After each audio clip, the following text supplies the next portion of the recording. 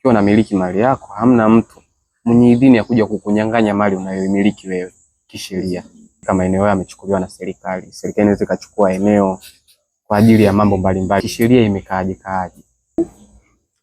Kwenye ishu ya swala la serikali kuchukua mali ya raia kwa matumizi ya kijamii, hilo swala liko wazi kwenye ibara ya 24 ibara ndogo ya katiba ya Jamhuri ya Muungano wa Tanzania, kuchukua ardhi ikiwa tu hiyo ardhi itakuwa inataka itumike katika huduma za kijamii, huduma za kiuchumi ambazo zinahusiana na wananchi. Hivyo serikali inayo mamlaka ya kuchukua ardhi hiyo, lakini inapaswa iwalipe fidia wale watu wamiliki wa hiyo ardhi, na pia au kuwahamisha katika eneo, kama tukirejelea katika kesi ya Lowassa Konai versus AG, ambapo tunaona serikali iliweza kuchukua eneo katika ibara ya 24, lakini lazima iwalipe fidia wananchi wa eneo hilo husika, au kuwahamisha kuwapeleka katika eneo jingine,